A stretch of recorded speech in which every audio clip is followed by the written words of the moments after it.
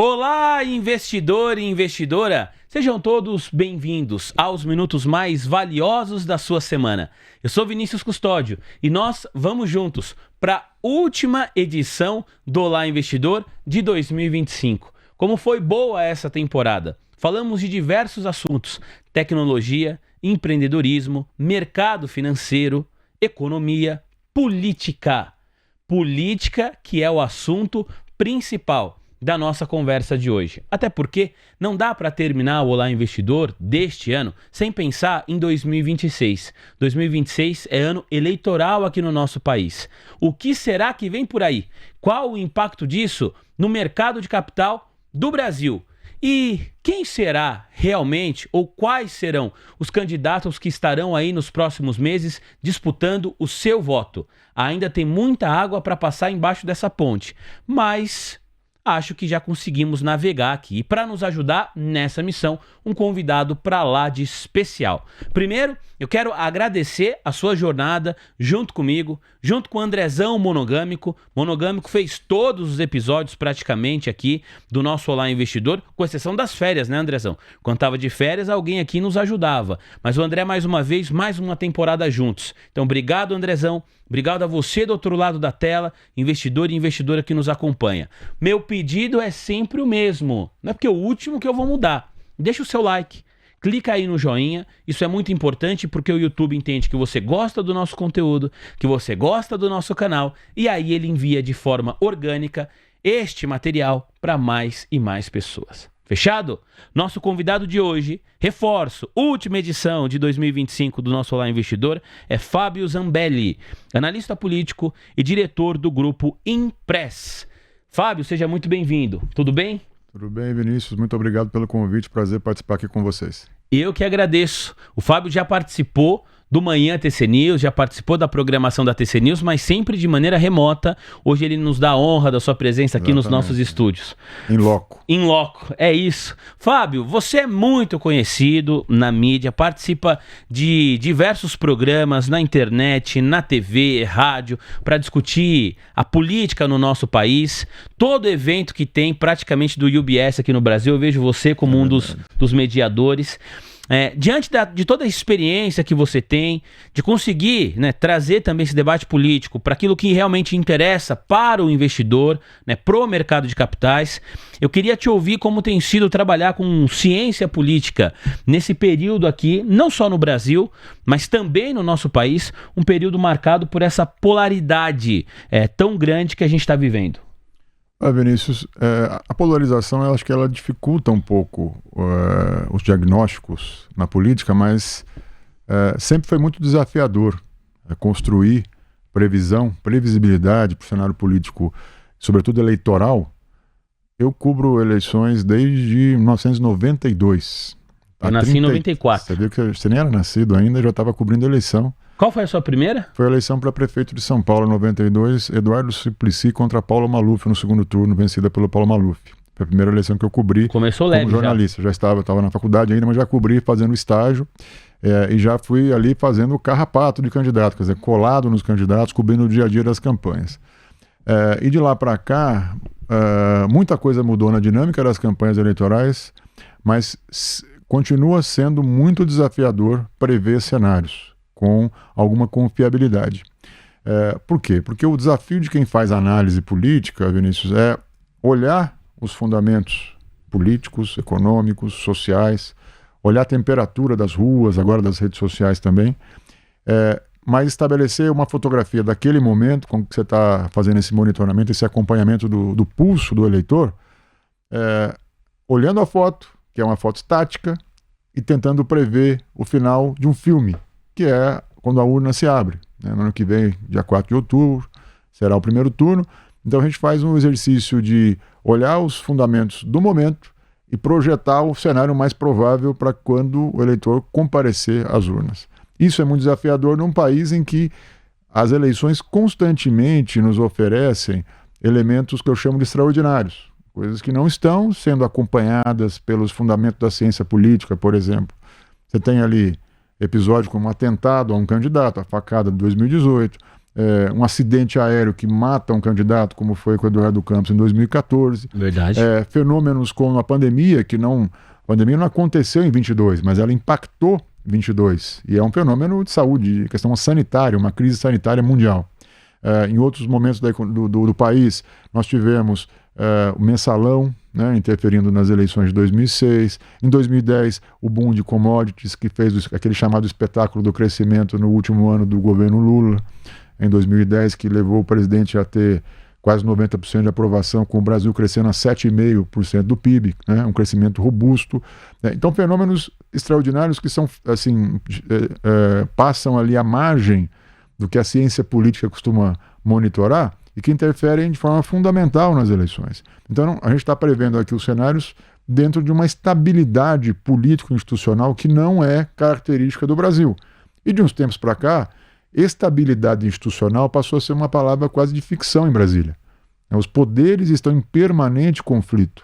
E existe uma presença de um poder que não participava de eleições há 10 anos atrás, por exemplo, desde 2000, esse fenômeno da justiça, do judiciário está mais presente na política, para mim é pós-mensalão. Então o julgamento do mensalão foi em 2011, 2012. Se a gente pensar que nós estamos em 25, então 13 anos, né, a rigor, que a justiça está mais presente no debate político. Antes disso não era comum, a justiça só organizava a eleição. O TSE servia para organizar as eleições, colocar as urnas nas sessões para o cidadão ir lá digitar, antes preencher a mão e depois digitar o seu candidato. De 2012 para cá, e 11 para cá, a Justiça Eleitoral e o Supremo Tribunal Federal, eles entraram definitivamente na arena política. Tornaram uma pauta, né? Acho que é pauta e tem um ativismo político, né? Que a gente pode discutir o que vem antes, né? Se é a politização do judiciário ou se é a judicialização da política, né? Que a política virou um assunto de justiça e de polícia porque os políticos de alguma maneira provocaram isso, né? Se houve Lava Jato, se houve mensalão, é porque políticos tiveram condutas que foram submetidas ao escrutínio do judiciário. Sim. Então a gente pode discutir a gênese disso, mas o fato é que hoje o judiciário está presente no debate político. E isso, que em tese seria um fator de estabilização, virou um fator de instabilidade, porque você gera bastante insegurança sobre os movimentos da classe política, né? Os candidatos, por exemplo, serão, vamos imaginar, né? Vamos pensar que nós estamos aqui em dezembro, faltam aí 10 meses para o primeiro turno. Em tese, os partidos políticos já estão se preparando, cada um com seu candidato, para disputar a eleição nacional, estadual. Os partidos têm que levar em consideração hoje um novo fenômeno, que é o fato de que os tribunais eleitorais eles estão sendo muito incisivos na decisão sobre registro de candidaturas, né? Nós temos hoje um potencial candidato das eleições de 2026 seria o ex-presidente Bolsonaro. Ele não só está preso, como ele está inelegível por decisões do TSE. E tem outros personagens da cena política nacional que ou já estão inelegíveis ou podem ficar inelegíveis até o registro da candidatura ali no início do mês de agosto desse ano. Desse ano não, 2026, me desculpe.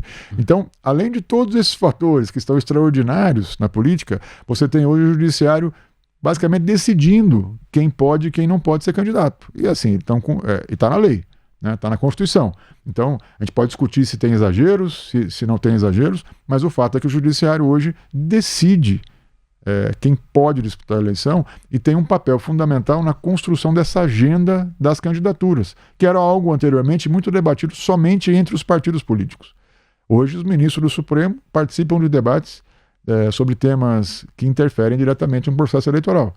Então, isso traz outro elemento para o jogo em 2026, que é um poder que anteriormente era meramente um espectador da disputa política, hoje ele tem intervenções diretas nessa disputa política. E eu não estou discutindo aqui o mérito disso, estou discutindo um fato, um fato concreto. O judiciário hoje é um ator importantíssimo na eleição. Sem dúvida que sim. E a gente vai ouvir falar muito ao longo de 2026 de como o Supremo Tribunal Federal, de alguma maneira, interfere na eleição. Por quê? Flávio Bolsonaro, que foi o indicado de Jair Messias Bolsonaro para representar à direita, isso não significa que o campo da direita vai ter só ele como candidato, nas primeiras entrevistas que ele deu como pré-candidato à presidência da República, ele fala com todas as letras a respeito do Supremo Tribunal Federal. Ele menciona nominalmente o ministro Alexandre de Moraes. Em um podcast que nós acompanhamos aqui, que foi feito com... o podcast se chama Irmãos Dias. A Carol Dias é uma influenciadora digital do mercado financeiro. Ele diz que acha que o Alexandre de Moraes gostaria de matar Jair Messias Bolsonaro. Então, só nesse aperitivo de 2026, a gente vê que essa questão jurídica vai estar muito na pauta. Vamos conversar, a partir de agora, sobre aqueles que tendem a ser, que parecem ser os principais candidatos para a eleição de 2026, lembrando que sempre pode aparecer um personagem novo, uma personagem nova nesse cenário. Vou começar com o próprio Flávio Bolsonaro, que o vídeo já entrou aí, Andrezão Ligeiro já colocou o vídeo. Você esperava Flávio Bolsonaro ou também foi uma carta nova que chegou nesse baralho e dá para dizer que foi uma carta surpreendente, Fábio? Tem um grau importante de surpresa, sim, Vinícius. Assim, existia uma grande dúvida, acho que num consenso dos analistas políticos, sobre a conduta do ex-presidente Bolsonaro diante da eleição em que ele possivelmente já estaria preso e condenado, como é o caso, né? Nós estamos discutindo já um processo que já se desenrolou em todas as instâncias, teve o trânsito em julgado, ele já está com a sentença tendo executada, embora tenha passado ali por uma prisão domiciliar, depois uma preventiva, antes da execução da sentença sobre os atos de 8 de janeiro. Então havia uma grande dúvida no cenário político sobre a conduta de Bolsonaro, se ele faria um movimento mais pragmático de apostar numa indicação de um candidato que tivesse mais chance de derrotar Lula e de mudar um ambiente político no Brasil a ponto de viabilizar depois até uma revisão desse julgamento com a mudança de configuração do Supremo Tribunal Federal, etc. Ou se ele ia apostar num candidato, entre aspas, de DNA Bolsonaro, né? Um candidato puro sangue, da família Bolsonaro, um filho ou a esposa, a ex-primeira-dama Michele Bolsonaro, para liderar o seu grupo, cuidar um pouco desse capital político que ele ainda tem, que Bolsonaro ainda tem, que ali você pode discutir algo em torno de 20% a 25% dos eleitores que são muito fiéis a Bolsonaro, e pensar um pouco já talvez nos movimentos para o futuro desse grupo político, né? Porque a gente pensar que Bolsonaro já tem mais de 70 anos, né? Está cumprindo prisão agora, tem problemas de saúde, tem que pensar um pouco também nas futuras gerações bolsonaristas. E eu acho que ele fez um movimento que surpreendeu a gente um pouco, porque ele fez um movimento para arriscar, de mais risco do que de composição com o sistema político.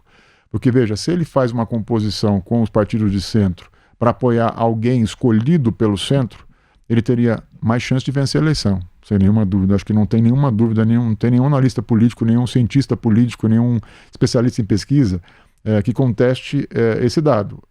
Um candidato mais centrista teria mais chance de vencer Lula numa eleição de 2026 do que um candidato bolsonarista com o sobrenome Bolsonaro, sobretudo, porque a taxa de rejeição no Brasil, nas eleições presidenciais, talvez seja o principal elemento de decisão.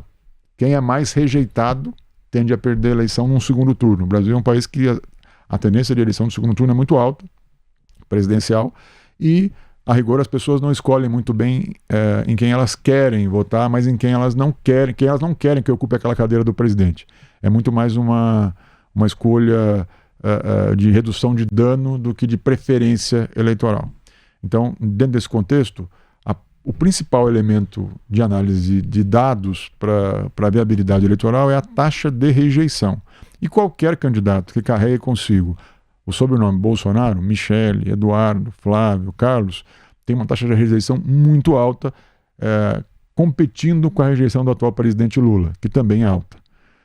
Então, se você fizesse um cálculo prático, olhando mais a perspectiva de vencer a eleição, certamente Bolsonaro teria optado por uma aliança maior de expansão do seu bloco mais ideológico, em direção ao centro, para escolher um candidato com menor rejeição que Lula, porque aí a gente teria um desfecho mais previsível para esse processo, que é você colocar um presidente que tem uma base social muito consolidada, entregas sociais muito robustas, já programadas para o ano eleitoral, né? É uma liderança popular inconteste, que é o presidente Lula, que certamente vai estar no segundo turno, sendo candidato. Ele enfrentaria no segundo turno um candidato com menor rejeição que a dele. Portanto, teria uma chance maior do centro vencer a eleição. Quando ele faz uma opção, pelo menos por hora, tá? É bom dizer que a política muda muito rápido. Muda muito rápido. Nós estamos falando de dezembro. Existem ali alguns marcos importantes de datas, né, para 2026. Depois a gente pode falar sobre isso, mas tem aí 3 meses pela frente, por exemplo, inteiros, quase 4 meses, para uma definição que é super importante para esse bloco, que é uma provável renúncia do governador Tarcísio de Freitas ao governo de São Paulo. Se ele renuncia, ele se coloca no jogo presidencial. Se ele não renuncia, ele assume que vai disputar a reeleição no Palácio dos Bandeirantes. O governador Tarcísio me parece hoje o nome mais competitivo para derrotar Lula em qualquer cenário. Isso também aí um pouco levando para o dado, para a ciência e menos para a intuição. Bolsonaro, quando ele escolhe o Flávio, além de surpreender, eu acho que esses analistas que estavam um pouco mais convencidos de que ele faria uma aposta mais pragmática, ele faz uma defesa do seu capital do grupo mais radical ali da direita, o grupo mais ideológico, mas ele também faz, na minha avaliação, uma jogada política de sobrevivência. Por quê? O Bolsonaro, todo mundo conhece o jeito dele operar. O Bolsonaro opera no caos. Ele prefere operando no caos. Por que eu estou trazendo isso? Porque a política, quando ela começa a entrar muito numa certa normalidade institucional, a figura do Bolsonaro passa a ser insignificante.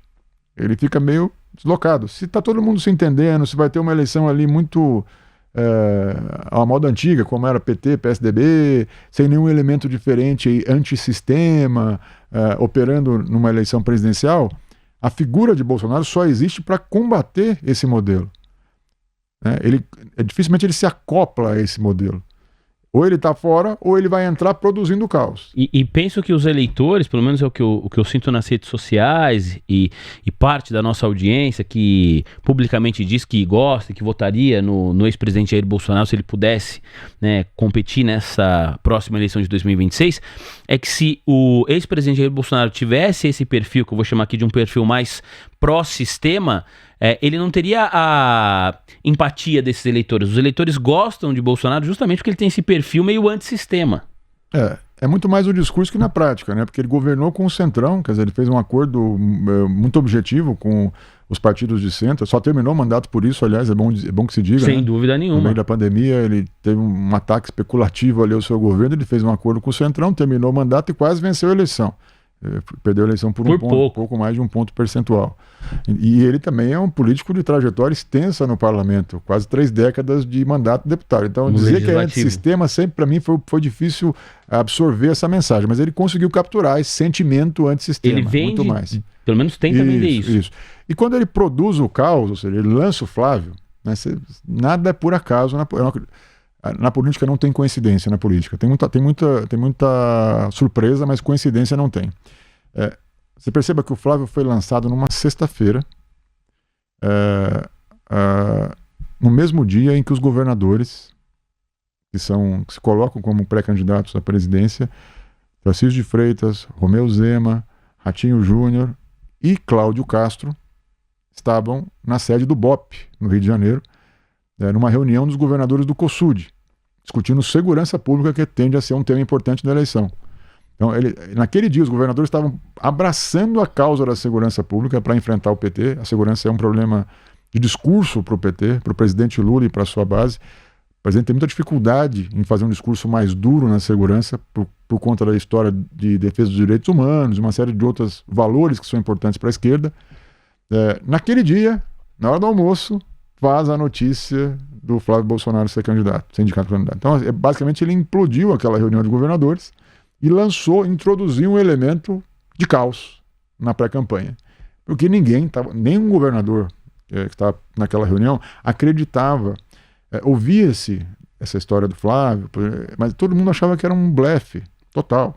Em Brasília, os partidos. Ninguém botava fé. Então, assim, tanto o próprio Flávio, ele foi informado pelo pai da sua candidatura na terça-feira, esperou até sexta para anunciar. Porque, eu fico perguntando, por que será? Né? Será que ele... Imagina o cara controlar essa ansiedade para anunciar uma sexta-feira. Então, para mim, como eu acredito em coincidência, acho que até ele pode ter escolhido o momento para dizer: os governadores estão lá, mas o candidato Bolsonaro é outro. Né? Então, é para estabelecer essa diferença, e também jogar um pouco de água no chope dos governadores que estavam ali organizando o discurso para a campanha. Né? Que é importante dizer que existe esse movimento de governadores para abraçar uma bandeira que seja importante e tenha relevo na disputa eleitoral e possa constranger um pouco o atual governo, e a segurança me parece que é a mais evidente. Quando ele introduz esse elemento do caos, esse caótico, né, ele causa essa ebulição no sistema político. Bolsonaro, que estava preso já com a sua pena sendo executada, com uma série de reivindicações para a justiça, inclusive para prisão domiciliar, para tratamento médico, para tentativa de rever as suas penas no Congresso com esse império da dosimetria. É bom lembrar que o Flávio foi anunciado na sexta e na terça-feira o PL andou, né? O texto andou. Em 3 dias foi aprovado a toque de caixa, numa votação muito assim sui generis, conduzida pelo Hugo Mota. Foi uma vitória da defesa, de quem defende revisão de pena, certo? Sim. A gente pode discutir se o alcance do projeto atende a família Bolsonaro ou não, mas foi uma vitória de quem defende algum tipo de revisão de pena. E se a gente voltasse uma semana antes em Brasília, ninguém no Congresso acreditava que tinha clima para votar aquele PL. Então, assim, não tem coincidência de novo na política. Mas o fato é que o Bolsonaro, introduzindo esse elemento do caos, da ebulição na política, em 3 ou 4 dias ele conseguiu voltar para o xadrez político. Ele estava sendo visto por muita gente, inclusive por lideranças do seu próprio partido. O Valdemar da Costa Neto, presidente do PL, que é um dos maiores partidos do Brasil, se não for o maior, e o partido de Bolsonaro. Em várias vezes se manifestou nos últimos meses tratando o Bolsonaro como uma coisa do passado. Ele falou assim: ele é um mito, vai ser lembrado assim como Che Guevara, chegou a compará-lo com Che Guevara, de forma, num deslize ali, né, ideológico e tal. Eu não tinha visto essa fala do ele comparou Valdemar numa entrevista, porque ele está tratando o Bolsonaro como uma coisa do passado. Né? E a classe política como um todo olhando o Bolsonaro, o cara está preso, está condenado, então já é uma página virada. Quando ele introduz esse elemento do caos na campanha, ele fala assim: as cartas quem dou sou eu. Então ele joga os holofotes primeiro. O que eu quero? Aí ele passa a ter um cacife para negociar alguma coisa, ou mesmo para dizer assim: eu prefiro perder, né? Mantendo a minha base ideológica coesa, do que fazer um acordo com o centro. Sabe-se lá para o futuro eleito presidente, se vencer, se vai fazer o que eu quero, que é enfrentar o Supremo. Que é uma coisa que o próprio Flávio já vinha colocado em outras entrevistas anteriores, que esse governador mais centrista, se quisesse o apoio de Bolsonaro, teria que se comprometer não apenas a dar o indulto a Bolsonaro, mas como enfrentar posteriormente o Supremo caso esse indulto venha a ser considerado inconstitucional, que é um cenário bastante provável. Sim. E nenhum governador vai assumir agora, antes da eleição, que vai enfrentar o Supremo. Os governadores estão todos na mão do Supremo também, cá para nós, né, de alguma maneira, de uma maneira ou de outra, ou direto ou indiretamente. Então, quando ele faz essa aposta, né, de um risco, é uma aposta de risco, porque ele sabe das dificuldades que Flávio terá caso vá até o final com a sua candidatura. Mas ele faz, na minha opinião, um cálculo de trazer para a cena política uma efervescência e um debate no qual ele tem a inserção. Quer dizer, o Bolsonaro é o personagem central da eleição. Você percebe que desde então voltou-se a falar de um Bolsonaro como o game changer da eleição. Se o Flávio se retira, por exemplo, hoje da campanha e favorece um candidato de centro, né, o mercado vai ter um outro rally, porque a perspectiva de derrota de Lula aumenta. Se o Flávio está lá, aumenta a chance de Lula ser reeleito. Mas você percebe que o personagem é Bolsonaro? Sim. Então assim, ele volta a ter algum tipo de protagonismo na discussão eleitoral, que estava sendo tirado dele esse protagonismo. Ele estava virando um assunto do passado. Então a gente tem que discutir um pouco, com algum cuidado, o que está acontecendo, o lançamento da pré-candidatura do Flávio, o que ela significa, o que ela gera de repercussão desse centro político que já está muito organizado para uma eleição sem Bolsonaro. É um cavalo de pau aí nos partidos de centro. A gente está preparando aqui uma eleição sem Bolsonaro, agora entrou Bolsonaro. Como a gente faz para ou acomodar, ou enfrentar, ou derrubar essa candidatura? Né? Que eu acho que é o grande debate instalado hoje nesse centro político. Qual é a conduta com um candidato que a gente sabe que tem mais dificuldade de vencer a eleição do que os nossos nomes, os nomes do centro-direita, mas ele é muito forte na largada. E a gente pode falar sobre isso depois. Quer dizer, o Flávio Bolsonaro, o simples mergulho dele na campanha ou na pré-campanha leva para ele toda a carga que esse sobrenome tem hoje de impacto, de mobilização, de alcance, de engajamento digital e de torcida. É uma transferência de voto quase imediata do Jair Bolsonaro pai para o Flávio Bolsonaro? É muito automática, eu diria, porque as pessoas, a rigor, é mais um Bolsonaro na disputa. E o Flávio, ele tem uma capacidade de comunicação também interessante, ele é uma figura política diferente do Eduardo e do Carlos, que nunca se entenderam muito com a política tradicional. O Flávio, dentro do Senado, é um político tradicional. Né? Nas primeiras entrevistas dele, como pré-candidato à presidência da República, ele fala isso, né? Ele diz assim, olha, todo mundo gosta do Bolsonaro, todo mundo que gostava do meu pai, às vezes só pedia para ele ser um pouquinho mais moderado. Esse Bolsonaro mais moderado sou eu. Eu já sou assim. Ele falou isso diversas vezes nos últimos dias. Isso, acho que esse é o posicionamento dele nesse início de campanha, tende a ser nesse sentido. Só que aí tem uma armadilha. Ele não consegue ser dono desse discurso permanentemente, porque a base ideológica bolsonarista exige que ele seja radical. Se ele for moderado, ele vai perder voto até na base bolsonarista. No começo ele consegue se apresentar assim, mas o que aconteceu, por exemplo, esses últimos dias, né, que ele saiu, aí está condutas pontuais, mas a gente percebe o movimento dele em tentar surfar nas ondas, principalmente no meio digital, que são as ondas lideradas pelos mais radicais. Né? Quando foi revista agora, foi retirada a sanção da Magnitsky contra o ministro Alexandre de Moraes. Ele tinha que explicar, ele tinha que dar uma explicação, né? Porque não foi porque nós aprovamos o PL da dosimetria, né? Quando me parece que esse acordo foi firmado um pouco antes até de ser pautada a dosimetria, né? Pelos os fatos, o cronograma dos fatos desacredita um pouco essa versão. Aí no final de semana ele passou a abraçar um pouco a causa dos eleitores antissistema que criticaram imagens que o governador de São Paulo, Tarcísio de Freitas, estava cumprimentando o presidente Lula num evento de inauguração de uma emissora de televisão. Aí ele precisou abraçar a causa antissistema. Tá vendo? Eu não fui. Sendo que ele estava convidado e estava confirmado até um pouco antes do evento. Desistiu na última hora de participar. Como ele não participou, e foi feita aquela cena, aparentemente ali do presidente Lula com Alexandre de Moraes, os governadores e tal, ele usou esse argumento para dizer, eu sou antissistema. Só que ele vai voltar em algum momento para o sistema porque ele faz parte. Assim, tanto é que agora a gente está gravando aqui numa segunda-feira, você está acompanhando a nossa conversa na terça. E o Fábio, nosso convidado, falou, tudo pode mudar muito rápido, mas hoje, segunda-feira, o Flávio Bolsonaro, ele tá aqui em São Paulo, ele estava dando uma entrevista pro canal Léo Dias, e ele disse, eu estou saindo daqui, estou indo pro SBT porque eu vou participar do programa do Ratinho. Então ele não foi lá no lançamento da SBT News, que é onde saiu essa foto, essas imagens de Lula, Tarcísio, o prefeito de São Paulo também, Ricardo Nunes, Alexandre de Moraes estava lá, mas agora ele disse que vai. E durante a live, né, uma ala bolsonarista mais radical estava questionando ele na live, pô, mas você vai? Porque o Zezé de Camargo também pediu para tirar o especial dele, achou que o SBT se vendeu e tal, e ele falou assim, não, eu vou justamente para mostrar que comigo tem diálogo, que nós somos moderados, eu quero unir o país. Então ele usou esse discurso para justificar a sua eventual ida até o Ratinho. Você está assistindo hoje, vai saber se ele não apareceu no Ratinho na segunda-feira à noite, mas até agora, na gravação desse episódio, segunda noite, ele disse que ia ao Ratinho. Eu acho que aí tem, de novo, essa coisa do que é o personagem, o que é a candidatura, né? É difícil você conviver com esse discurso da pacificação sendo um Bolsonaro. Porque, como eu disse para você, num ambiente muito pacificado, Bolsonaro não tem nem lugar. Ele só existe num ambiente caótico. Porque ele aparece como uma figura antissistêmica e que está ali para acabar com a festa dos políticos tradicionais, né? A rigor seria um pouco isso que pensa uma linha importante do bolsonarismo.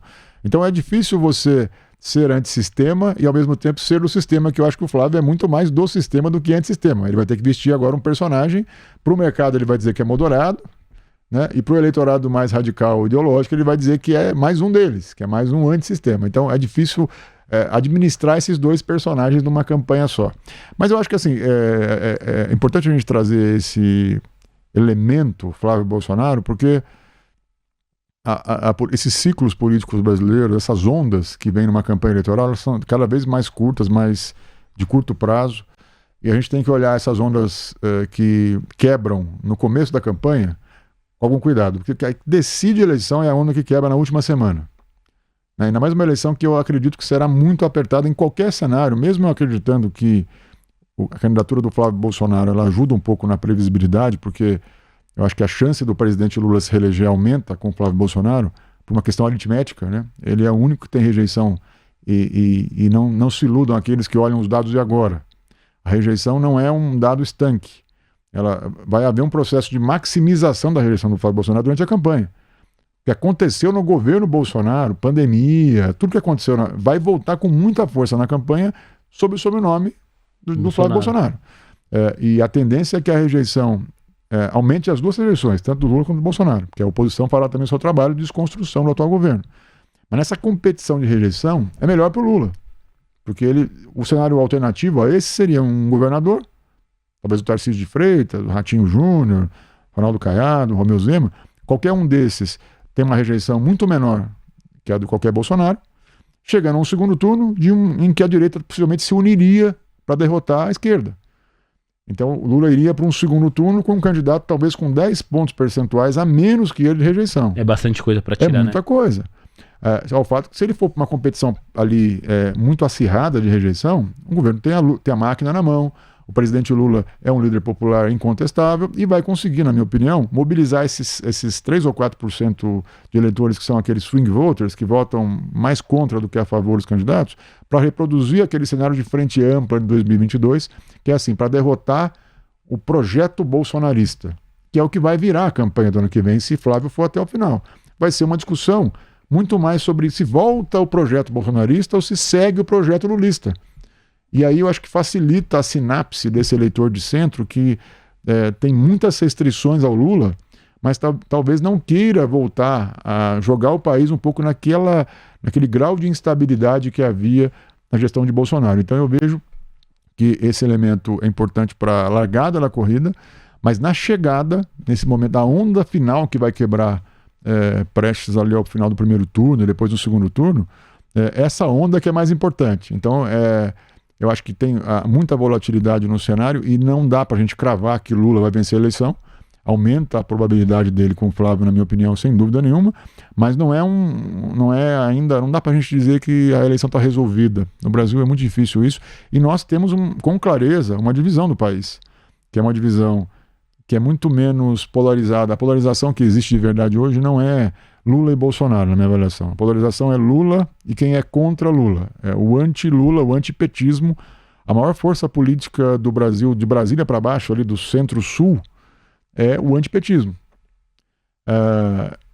Então, não consigo ver uma eleição, mesmo com um candidato que seja menos competitivo, tipo Flávio Bolsonaro, na minha opinião, eu acho que ele não tem a mesma potência de chegada do que um candidato mais de centro-direita, ele vai seguramente atingir rapidamente os 40 pontos numa eleição contra Lula e vai chegar, na minha opinião, vai ter uma dificuldade de passar dos 45, 48. Ele chega facilmente aos 45 e depois tem uma dificuldade de crescer cada ponto percentual, porque aí já passa a ser uma disputa de rejeição.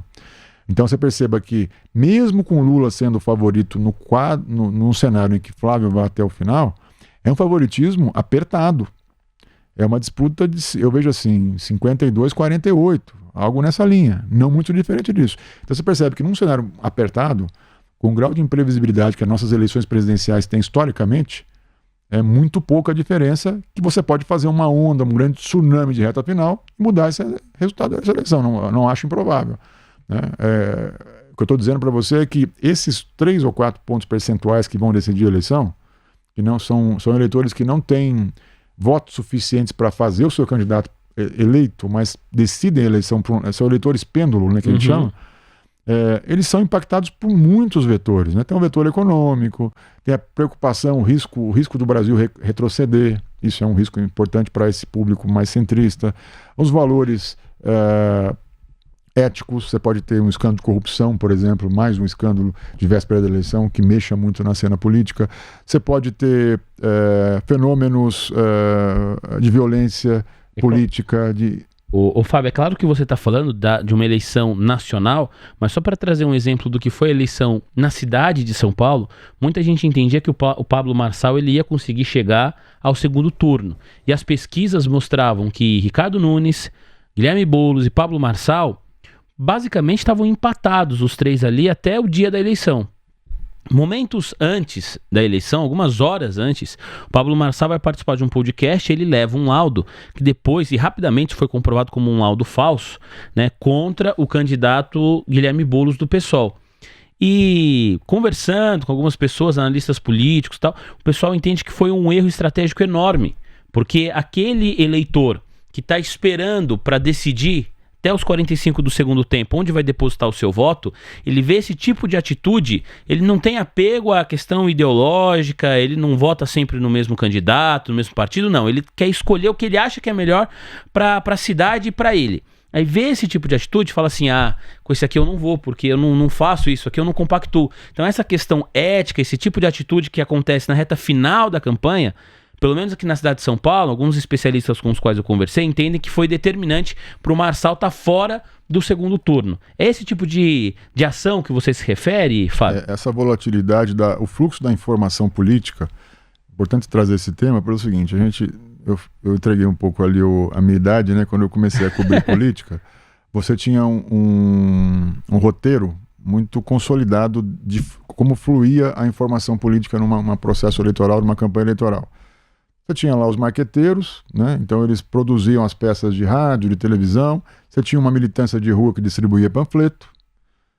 E os panfletos já existiam. Eu brinco que a campanha de desconstrução, as fake news, etc., todo esse discurso de ódio, isso já existia no mundo analógico, mas funcionava na base daqueles panfletos apócrifos que circulavam. Fulano é isso, fulano é aquilo. Tinha críticas pessoais, né, aos candidatos. Esse material circulava, eu me lembro, não faz tanto tempo, não faz nem tanto tempo assim, numa eleição municipal, se não me engano, 2012, teve distribuição dentro de estações do metrô de jornais com acusações graves a candidato, jornal impresso, né? Então estou falando de 13 anos, né? Não é tanto tempo assim. Então o fenômeno a velocidade com que a informação política chega ao eleitor, ela encurtou muito. Antes você tinha assim, eu lembro que o marqueteiro dizia assim pra gente: a gente produz um programa de TV ou de rádio com uma mensagem de um candidato, a gente calcula mais ou menos para chegar no extremo, na periferia de São Paulo, nos bairros mais distantes do centro, a gente calcula mais ou menos 10 dias. Até o primeiro programa, até virar um assunto, né, no extremo leste, no extremo sul, extremo oeste da cidade. Porque era o ciclo da informação. Primeiro você pauta o candidato para ele falar, aí ele fala, você joga no programa de televisão, aí passa 2, 3 dias seguidos naquelas inserções de intervalo, e aí gera uma conversa no bairro, né? Mas era um ciclo muito longo.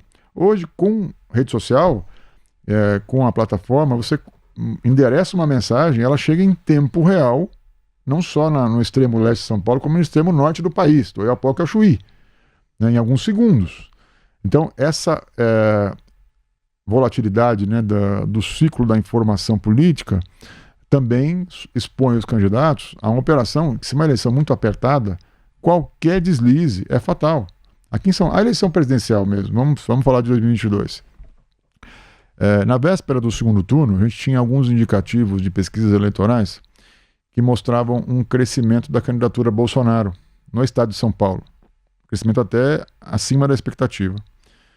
E a gente quando abriram as urnas na capital, sobretudo, o resultado foi diferente do que as pesquisas estavam indicando, desse crescimento. Tanto que Lula venceu em São Paulo, na capital, Bolsonaro, na capital. E o Haddad venceu também o Tarcísio na capital. Então, houve ali, na véspera, nos últimos dias antes da eleição, algum fenômeno que diminuiu aquela onda Bolsonaro na Grande São Paulo.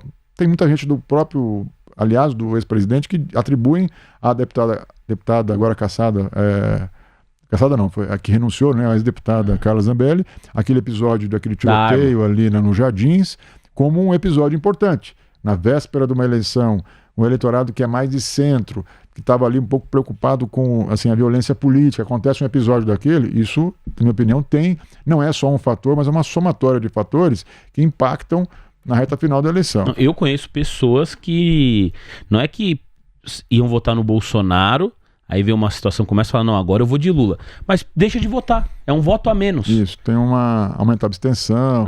Então tem muitos fenômenos que a gente precisa estudar melhor de véspera que impactam a eleição, mas os principais são movidos por esse fluxo da informação, eu costumo dizer, e também leva, de novo, Vinícius, a importância do árbitro, né, da justiça eleitoral. Porque dependendo do controle que for feito sobre esse fluxo da informação digital na campanha, você aumenta ou diminui o alcance dessa mensagem. Bom ponto.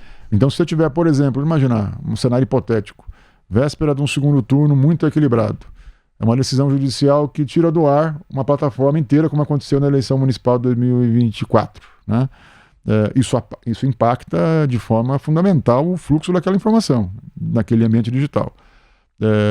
Então tem de novo o judiciário pode ajudar ou prejudicar determinado viés político dependendo do controle de conteúdo que for feito ou pelo menos do controle operacional das plataformas durante o período eleitoral. Então, tentando fazer um desfecho aqui só para que o seu telespectador fique um pouco mais orientado sobre qual que é o call que a gente faz para essa eleição. É uma eleição que tende a ser quase um empate técnico na reta final. Não vejo o cenário. Tem gente que fala assim, nossa, mas se for o Flávio Bolsonaro, Lula vence no primeiro turno. Acho muito difícil, porque é uma eleição com toda a característica de 2 turnos no Brasil. Segundo, como você mencionou, é provável que tenha mais de um candidato no campo, né, da direita, então isso ajuda a provocar um segundo turno, porque você pulveriza um pouco dos votos no primeiro turno, e no segundo turno tem uma convergência mais dos campos ideológicos. Indo para um segundo turno, em que a disputa vai ser definida por 3 ou 4 pontos percentuais, e aí quando você tira 2 pontos de um lado, você coloca de outro, porque é uma eleição binária, né, uma escolha binária no segundo turno. Então, de repente, um vídeo que tem um alcance, vamos pegar o exemplo da crise do Pix no começo do ano, né? A crise do Pix foi acho que um caso emblemático de como a mensagem que vem pela rede social, ela sequestra o debate político e paralisa a iniciativa de política pública. O governo tinha uma ideia, tinha uma portaria, uma normativa, que foi revista, retirada, né, depois da repercussão de um vídeo feito por um deputado, o deputado Nicolas Ferreira, que teve um alcance de mais de 200 milhões de visualizações. Até foi questionado pela esquerda na época, não tem mais visualização que população, né, que moradores do país, né? Eu acho que o próprio ministro da Fazenda, Fernando Haddad, falou isso. Questionou, exatamente. Pensando que se eu estou assistindo um vídeo, se eu assisto esse vídeo algumas vezes, esse vídeo pode contar mais do que uma visualização. Dependendo do IP, aí tem uma discussão técnica, mas mesmo assim, vamos aos fatos, né? Se um vídeo tem 200 milhões de visualizações, ele é capaz de mudar a percepção das pessoas sobre esse tema. Sem dúvida. Né? Então, se você imagina, vamos pegar um caso hipotético aqui, é hipotético até porque véspera do segundo turno. Vem o Nicolas ou vem a Erika Hilton, vamos falar dos dois. Para colocar dos dois lados. Não pode dizer que tem um viés, assim, ou um desses personagens que tem muito alcance em rede social e traz um elemento novo para um debate que está quase 50-50. A chance desse elemento novo decidir a eleição é gigantesca. Então, por isso que eu digo que, embora a gente trace um cenário em que Lula é mais favorito, né, com o Flávio Bolsonaro, ele tem mais chances de vencer a eleição do que sem o Flávio Bolsonaro, isso é matemática, é aritmética, é fazer conta de rejeição, que é o que vai acontecer no segundo turno. Não é a vontade do eleitor que prevalece, é a vontade do eleitor, é a repulsa do eleitor que prevalece, não é a vontade, né? Me parece evidente se você colocar hoje no mesmo diapasão um desses governadores de direita e o Flávio Bolsonaro, vai haver mais repulsa desse eleitor médio que não é apaixonado pelo Bolsonaro, a figura do Flávio. Sim. Né? Pode ser que ele melhore isso na campanha, tem instrumentos para melhorar. Ele pode virar um Flávio moderado, ele pode virar um Flávio Paz, um Bolsonaro Paz e Amor, né? Como Lula fez em 2002. Lulinha, tal, né? Paz e Amor. Pode ser. Eu acho que aí ele foge um pouco do figurino que o seu eleitor base prefere. Né? Mas pode ser que, em prol de um processo eleitoral, de uma vitória eleitoral, tenha que compor com o centro. Isso é possível. Mas você veja que, mesmo que dê tudo errado para a direita pode chegar às vésperas de uma eleição numa situação de quase empate técnico com o presidente Lula. E aí, um detalhe pode decidir a eleição. Por isso que o governo também está trabalhando, a gente percebe isso no último ano, sobretudo com a mudança que houve na SECOM, na Secretaria de Comunicação da Presidência, com a chegada do Sidônio Palmeira, que é um marqueteiro, um profissional de marketing político, especializado em redes, em ambiente de redes. O governo está muito mais digital do que no início do seu mandato. No início desse mandato, do terceiro mandato do presidente Lula, havia muita crítica de que a comunicação do governo estava analógica. Era o Pimenta, né? Era o deputado Paulo Pimenta. E até não se discute assim, tecnicamente ele é um deputado que entende de comunicação, mas entende não como especialista. Então agora entra um especialista em comunicação digital, e o governo fez, na minha avaliação, nesse ano de 2025, uma das coisas importantes que o governo fez foi a organização da sua mensagem para a rede social, para o eleitor e para o cidadão que está só consumindo informação pela via digital. Se a gente for olhar desde março para cá, tem uma mudança substantiva nessa relação da base social digital do governo com as realizações do governo, com as medidas que o governo toma, e isso ficou muito empacotado ali. Eu acho que o Sidônio foi muito feliz no empacotamento que ele fez do Brasil soberano. Ele aproveitou ali uma mensagem geopolítica do presidente Trump de impor tarifas, né, aumentar as tarifas, de quase que de um enfrentamento ao país no âmbito comercial, para empacotar uma campanha que devolvesse ao presidente Lula um posicionamento de defesa do país, dos interesses do país. E aí, de lá para cá, a gente percebeu que o governo virou mesmo, você vai a Brasília, inclusive, tem um envelopamento da cidade. A capital está lá com os ministérios todos com banners Brasil Soberano.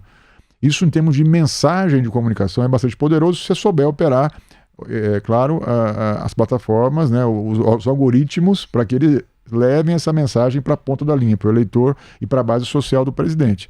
Então, a comunicação digital, ela torna o debate político também, assim, do ponto de vista de quem analisa,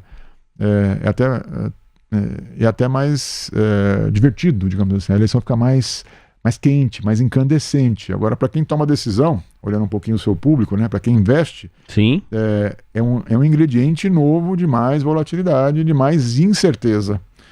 Incerteza, insegurança jurídica são expressões que a gente sabe que no mercado são ali meio que tabus, né? Porque o investidor realmente fica sem direção sobre os resultados, sem previsibilidade sobre os resultados. Mas para quem analisa a cobertura política, é sem dúvida nenhuma muito mais saboroso esse ambiente em que existe o debate também no âmbito analógico, mas no âmbito digital, porque ele produz mais informação o tempo todo, né? A dinâmica, assim, é uma coisa, como você disse, os ciclos são muito curtos, e você tem um personagem que hoje é o antagonista, amanhã vira o protagonista e vice-versa, muito rápido, né? Você tem muita mudança de posição na cena política com esse ingrediente da comunicação digital política, que o fluxo, a velocidade com que essa informação circula. Ah, sem dúvida. Olha, vai ser um prato cheio, tanto do ponto de vista da análise política, como também do olhar para o futuro da economia do nosso país, porque você tem uma ideia econômica bastante diferente. Só para trazer aqui, né, o lado do presidente Lula, que é o que vigora e vai vigorar por 4 anos, independentemente do resultado da eleição. O presidente Lula fica no cargo até dezembro de 2026, então ele vai completar seus 4 anos. Ele tem um olhar, uma ideia do que é o melhor para a economia do nosso país, que é um olhar, uma ideia bastante diferente do que foi a gestão do ex-presidente Jair Bolsonaro. E Flávio Bolsonaro, nessas primeiras entrevistas como pré-candidato à presidência da República, questionado sobre economia, disse que vai seguir a mesma linha do que foi a linha adotada pelo então ministro da Economia, Paulo Guedes, que é um olhar diferente do que toca Fernando Haddad, comandando hoje a Fazenda do nosso país. Então promete do ponto de vista econômico, político, além dos outros debates que também são importantes para nós, enquanto sociedade. A questão do emprego, saúde, segurança pública vai ser muito debatido. O Fábio falou a respeito disso aqui. Enfim, a proposta do Olá Investidor desta última edição de 2025 é ser esse aperitivo, porque vamos falar muito de política ao longo de 2026. Fábio, eu quero agradecer o espaço na agenda, foi um prazer te receber aqui. Eu sou fã do seu trabalho, sempre acompanho, já trabalhamos juntos também em outros lugares, foi muito, muito legal. Obrigado, um grande abraço para você e até a próxima. Obrigado, Vinícius. Só para dar uma última palhinha aqui, claro, sobre o que eu vejo sobre a eleição, acho que nós falamos um pouco sobre economia, né? Sobre como o programa econômico dos candidatos vai pautar a discussão eleitoral. Eu acho que eu sou muito cético em relação a, mesmo que os candidatos da direita hoje digam que vão defender bandeiras diferentes das bandeiras da esquerda e tal, eu vejo muita dificuldade em você trazer os temas que o Brasil vai precisar enfrentar em 2027 na campanha de 26. Em 27 o Brasil vai precisar fazer uma reforma robusta no seu orçamento. ele vai precisar ou aprovar um novo marco fiscal, ou reformular o arcabouço fiscal de forma que ele fique crível. Você entende que isso não vai estar na pauta do debate? Não vai, ninguém vai discutir, porque tira voto. Eu também acho. Nem o Flávio Bolsonaro, que diz que vai reproduzir o ambiente Paulo Guedes, assim, ele, no fundo, ele tem dito nos bastidores isso, que ele não tem como abraçar uma agenda reformista na campanha eleitoral, que ele vai perder votos. Então eu sou muito cético e muito pessimista em relação ao que nós vamos discutir em termos de programa econômico na eleição. E por que eu chamo atenção para isso? Porque eu acho que em 2022 o presidente Lula foi eleito com aquela frente ampla e não assumiu nenhum compromisso com a agenda econômica. Então ele pode ser cobrado de muitas coisas. Mas na campanha, eu cobri aquela campanha para e passo. Em nenhum momento o presidente Lula disse que ia gastar menos.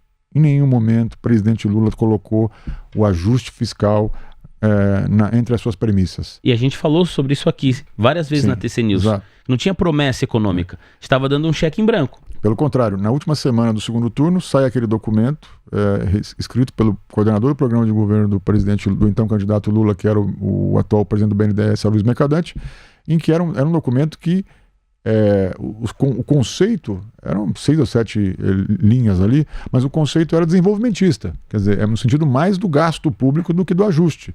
Então, quando você não obriga os candidatos durante a campanha eleitoral, a mostrarem, trazerem a público o que eles pretendem fazer com a economia, além, mais do que um cheque em branco, acho que é um mergulho numa situação muito cinzenta, que eu acho que é do Brasil de 2027. Tem um ajuste fiscal, tem que ser feito, é obrigatório, assim, senão a gente tem o risco na dominância fiscal, aí tem uma discussão entre economistas, e acho que o seu público sabe interpretar melhor essas informações, mas existe um desafio gigantesco nas contas públicas, existe uma necessidade do Estado, de um enxugamento do Estado brasileiro, uma reforma administrativa me parece que inadiável, e aí seja para combater supersalários, o empacotamento que vai ser dado para essa reforma, acho que importa pouco. Mas o que importa é a necessidade do governo agir para conter o gasto com o servidor público. E por outro lado, quase que imperativo também, Vinícius, que o governo pense numa segunda reforma previdenciária.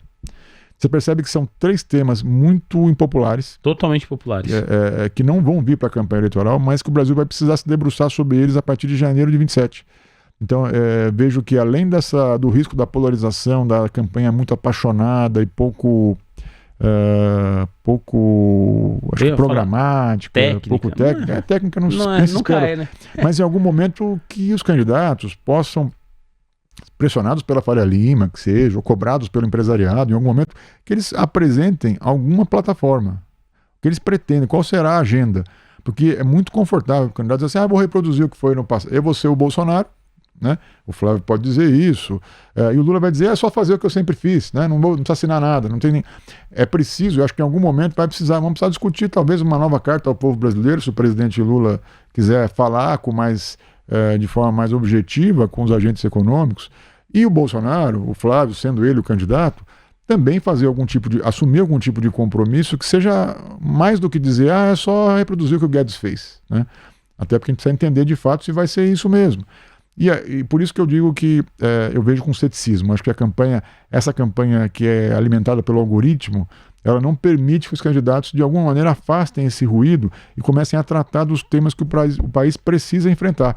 Então o eleitor vai para as urnas apaixonado, né, votando ali em quem ele gosta mais, em quem ele torce mais ou quem ele gosta menos, no caso no segundo turno, mas com pouca credibilidade sobre a implantação de uma agenda econômica para qualquer candidato. Então acho que uma coisa que seria muito importante para esse processo eleitoral seria esse movimento pré-campanhas, que houvesse uma discussão do mercado, dos agentes econômicos, para trazer o tema do ajuste fiscal, e aí você pode discutir como vai ser encaminhado isso. Acho que tem maneiras de você produzir esse ajuste diferentes, né, leituras econômicas diferentes para produzir esse ajuste, mas o tema tem que ser trazido para a campanha pelos agentes econômicos, porque os agentes políticos não farão trazer, isso. Né? E acho que tem hoje um aspecto positivo, recente, que a Faria Lima tem conseguido dialogar um pouco mais com o Congresso Nacional, no sentido de alertar para os riscos. O Brasil discute pouco risco em ano eleitoral. E o risco político passou a ser um elemento fundamental na tomada de decisões de negócios. Só que nós temos que adicionar ainda esse ano, além do risco político, o risco geopolítico. É uma eleição, nós falamos um pouco sobre isso aqui, Vinícius, mas é uma eleição também sujeita a componentes externos. Algo que há muito tempo no Brasil eu não vejo o debate geopolítico interferir na questão doméstica. E esse ano, certamente, não só os elementos, não é só o governo Trump, nós estamos falando de uma onda de direita conservadora na América do Sul. Agora o Chile recentemente, Equador, Bolívia, né? Você tem um certo... Hoje a esquerda controla, grosso modo, Brasil, Colômbia e Venezuela. Mesmo assim, com dificuldades na Colômbia. A Venezuela, a gente sabe a situação, inclusive, de risco de uma intervenção norte-americana. Esses ventos ideológicos interferem na eleição. Não é só uma questão econômica, comercial, como tem sido o embate com o governo norte-americano. Então, você percebe que, se a gente for procurar, tem muitas nuances que ainda não estão sendo exploradas que vão impactar no processo eleitoral. E elas têm que ser levadas em consideração nesse ambiente volátil. E aí eu acho que o mercado tem o dever de tentar pautar, ao menos, uma pauta mínima, uma coisa enxuta, mas uma agenda mínima para 2027. Nós não podemos fazer como foi 2014. Foi uma eleição em que todo mundo que estava olhando as contas públicas, estava olhando os fundamentos macroeconômicos, sabia que nós estávamos rumo ao precipício. E esse botão não foi apertado durante a campanha eleitoral e o eleitor foi às urnas sem saber o que estava fazendo e conferiu mais um mandato naquela ocasião para a ex-presidente Dilma. E ela tentou ainda fazer uma correção de rota no primeiro ano do segundo mandato, mas aí me parecia que era tarde demais. Então acho que nós temos só tomar esse cuidado para não evitar o efeito 2014, 2015, porque levou o país para um processo recessivo muito danoso. Ainda hoje nós sofremos consequências daquele período de recessão. Olha, importante demais a gente te ouvir.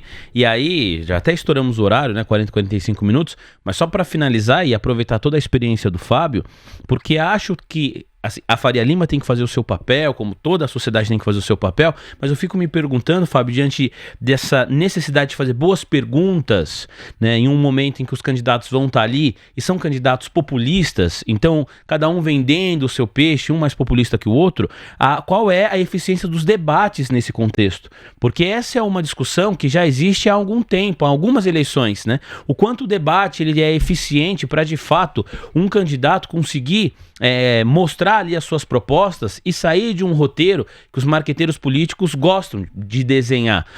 Me parece que a maior novidade dos debates, acho que foi a Band que fez primeiro, que é a questão de você deixar o tempo livre e meio que deixar uma arena para o candidato conseguir andar ali. Não necessariamente isso vai colaborar para que as ideias sejam colocadas de maneira claras, de maneira que o eleitor possa entender o que cada um pensa para vários setores da sociedade: economia, segurança pública, saúde, educação. No nosso olhar aqui, muito mais econômico, porque é a linha da cobertura da TC News. O debate ele tem esse papel também, dá para extrair mais, dá para melhorar esse processo de debate, que muita gente assiste o debate mais para esperar ali uma confusão do que necessariamente para ouvir uma proposta, Fábio. Os debates têm tido mais audiência de forma geral, porque tem um interesse pela política que aumentou muito com a rede social, com o advento do empoderamento ali do internauta, né? O internauta é uma expressão antiga, também entrega idade, né? Mas o empoderamento de quem está ali no celular, quem está interagindo com a política pelo meio digital, também cresceu o interesse pelos debates. Aí tem os formatos que sempre conspiram, às vezes, contra esse embate mais que gera audiência, mas o algoritmo sempre vai procurar o embate, né? A briga. Então, quando você fala de programa, a audiência geralmente cai. Mas tem um ponto importante que a gente não tratou também aqui, que é algum grau de volatilidade também que existe nessa pré-campanha. Porque a gente falou muito de Flávio Bolsonaro aqui, mas eu não descarto a possibilidade de você ter um governador candidato que possa ser competitivo também. A gente até separou, o Andrezão vai colocar aí vídeo de um monte. Isso, a gente não deu para falar, mas a gente separou. Tem vídeo aí, enquanto você fala, os vídeos vão ficar rodando. Tarcísio de Freitas, Romeu Zema, Ronaldo Caiado, Ratinho Júnior. Tem espaço para algum deles? Eu vejo assim, existe um espaço, tem um mercado para votos mais da centro-direita, menos da direita ideológica.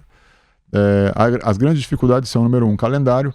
Você tem, para o Tarcísio, por exemplo, que para mim de longe é o mais competitivo de todos os candidatos contra Lula, ele teria que renunciar até 4 de abril, porque senão ele vai fazer uma opção natural pela reeleição. Os outros governadores já estão em último ano de mandato, então em tese vão renunciar mesmo. E tem um segundo, a principal dificuldade é que certamente a candidatura Flávio Bolsonaro ela larga de um patamar mais alto. Então é bem provável que o Flávio esteja à frente na maior parte das pesquisas de qualquer um desses candidatos. Mesmo pode ser até que não termine à frente, mas começar à frente deve começar. Porque o recall da família Bolsonaro é muito alto e tal. Então acho que tem esse elemento que dificulta, mas não impede, até porque, de novo, nós estamos falando de dezembro para um processo de decisão que vai acontecer, primeira fase ali em abril, depois as convenções em agosto. É uma eternidade na política. Então, assim, eu não descarto a possibilidade do centro político convencer, por exemplo, o Flávio Bolsonaro de que ele precisa pensar na possibilidade do pai dele um dia mudar o ambiente político no país com uma vitória da direita e uma recomposição de forças do Supremo Tribunal Federal. É possível, né? Isso está sendo construído, né? Os partidos de centro estão resistindo muito à candidatura do Flávio até agora. É bom tem uma certa resistência? Não é certa, muita resistência. É muita resistência. Porque os partidos, eu ouvi de um líder de um desses partidos esses dias em Brasília assim, os acordos na política, eles têm alguns valores meio inegociáveis, né? Um dos valores é o seguinte: eu topo fazer um acordo com você desde que você não me leve junto para o precipício. Se o cara está olhando um acordo que vai levar você pro cadafalso, sei lá, ele vai apertar esse botão? Vai ter ali uma reação. Então o que tá acontecendo hoje é essa fricção do sistema político com uma candidatura que não tem a confiança do sistema político. Os partidos não acreditam que o Flávio vai vencer a eleição, para ser uma linha assim. Os partidos de centro não acreditam, olhando o Flávio, que ele tem chance de vencer Lula. E como os partidos de centro também dependem de uma mudança de... Veja bem, os partidos de centro controlam o Congresso Nacional. Sim. O Congresso Nacional está em embate com quem hoje? Supremo. Sim. Então, se o Supremo tiver com esse mesmo estado de forças que está hoje, ou até mais à esquerda, porque o próximo presidente vai poder nomear três ministros, o Congresso vai estar oprimido pelas forças do Judiciário. O Congresso, em geral, quer uma mudança, então? Que é o Centrão. Né? Então, para o Centrão é mais interessante, na minha avaliação, um governo de direita que possa dar uma mudança de cenário no Supremo. São 3 ministros novos indicados por um eventual presidente de direita. Isso geraria um reequilíbrio de forças na Suprema Corte. Então, porque esses líderes do Supremo estão preocupados com a própria sobrevivência desse projeto político. Então, a resistência está muito aguda. Eu diria que ainda não foi dimensionado ainda pelo Flávio o tamanho dessa resistência, mas vai ser com o tempo. A dúvida é se essa força do centro, dos partidos, do sistema político como um todo, será suficiente para demover o Flávio, ou para convencê-lo do contrário, ou se ele vai dobrar a aposta nesse risco, que é um risco permanente. Veja, o Flávio também tem muito que perder se ele for para uma eleição presidencial sob o escrutínio do STF, escrutínio da Polícia Federal, escrutínio de todos os órgãos de controle, certamente será devassado. Né? Como já é normal na política isso. O candidato presidencial tem que estar disposto a passar por um scanner. Aquele scanner que ele é implacável. Não pode ter ali um fiapo. Né? Quem disputou a eleição presidencial é só o Flávio perguntar para o pai dele o que a vida dele aconteceu. A vida dele, né, quando disputou a eleição presidencial 2 vezes, 2018 e 2022. Então, isso é um cálculo. Eu estou disposto a enfrentar isso? Vai ter que ser feito em algum momento. Né? Se ele não fizer, talvez o centro vai dizer assim, você está disposto a enfrentar isso aqui? Trazer algumas provocações para o Flávio nesse momento. Eu sei que tem uma discussão rolando, né, nos bastidores, por isso que eu estou fazendo esse disclaimer aqui para dizer que as eleições, o grid de largada das eleições está muito indefinido ainda. A fotografia do momento, faz 10 dias que foi lançado o Flávio. Então tem ali uma alta temperatura em torno do nome do Flávio. Ele é um candidato quente, né, a expressão que a gente usa.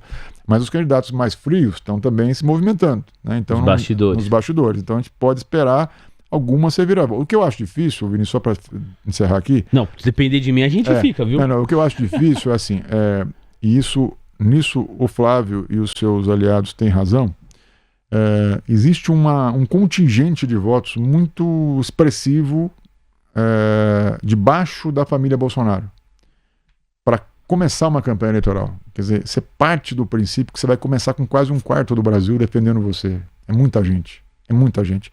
Nenhum outro candidato de centro, mais isentão, que eles falam, consegue de imediato comover essas multidões. Nem o Tarcísio, né? Nem o Tarcísio. Ele começaria melhor do que os outros governadores, mas difícil, ele teria que disputar esse eleitorado com a direita mais ideológica, até porque inicialmente ele tinha um apoio, ou contava com esse apoio, até conta com esse apoio se for candidato. Mas você largar acima de 25 é difícil. O Flávio já larga com 25. Então isso acaba criando ali quase que uma régua assim, pô, se eu tô largando aqui, eu vou chegar nos 50. Por que você vai tentar sair lá do 10, do 8, do 15, né?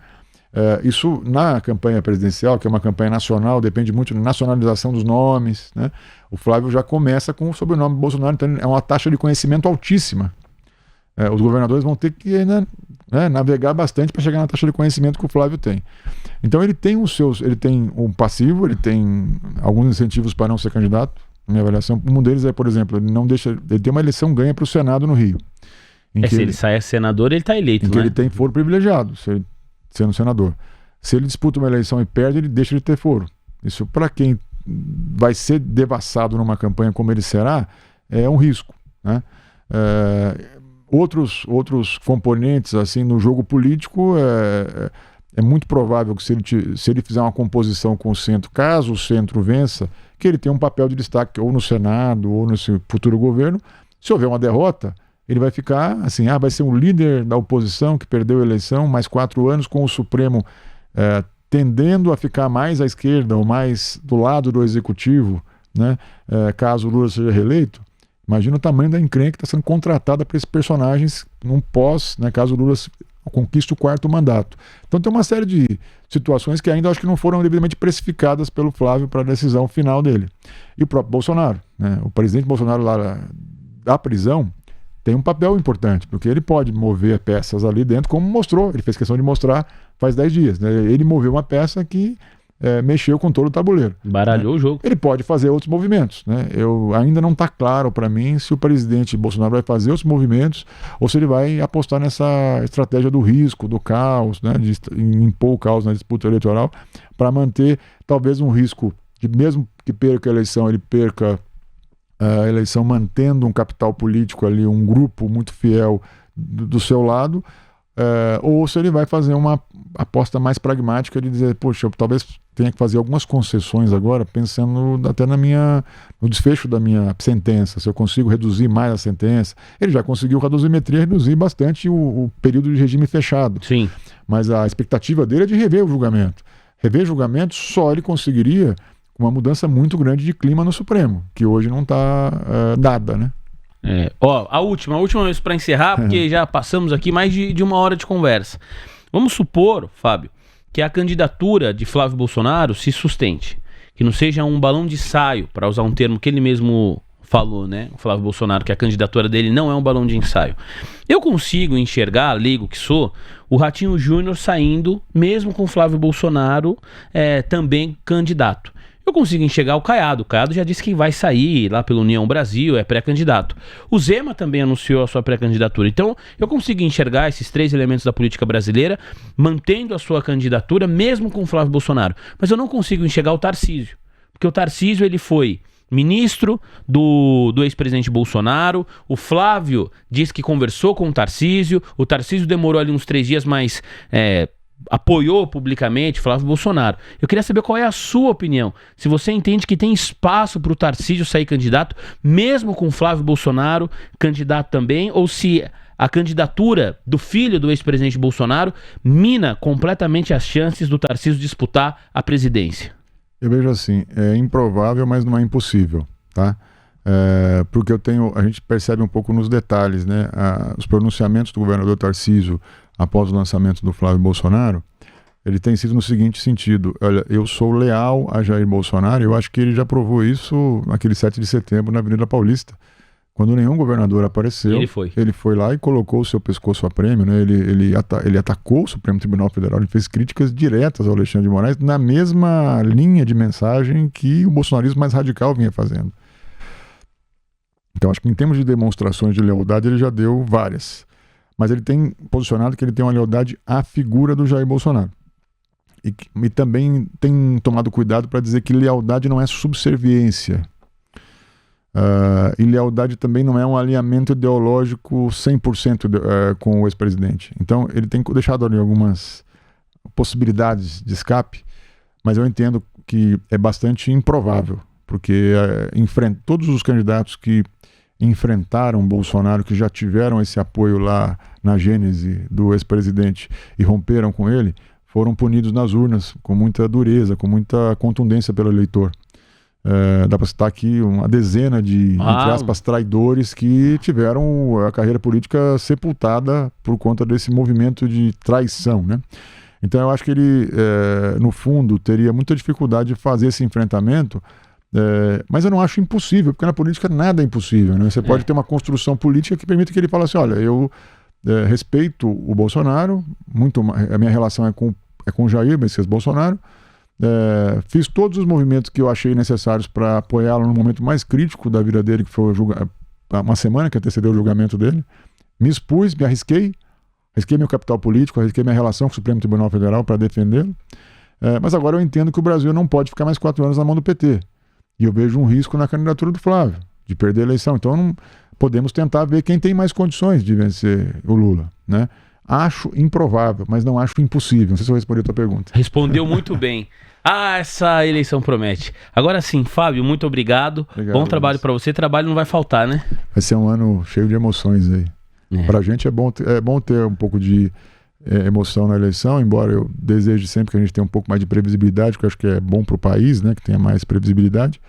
Mas trabalho sempre vai ter. Então eu penso das duas maneiras. Tem muito trabalho pra gente, é bom, mas o ideal seria um cenário um pouco mais estável, mais previsível, porque a economia hoje está muito volátil, muito conectada com decisões políticas. Então, quanto tempo nós estamos falando, né, que o Brasil é o país do futuro, tal, porque precisa mais previsibilidade, mais segurança jurídica, mais estabilidade, e a política não nos permite que a gente tenha esse diagnóstico, né, para os fundamentos macroeconômicos.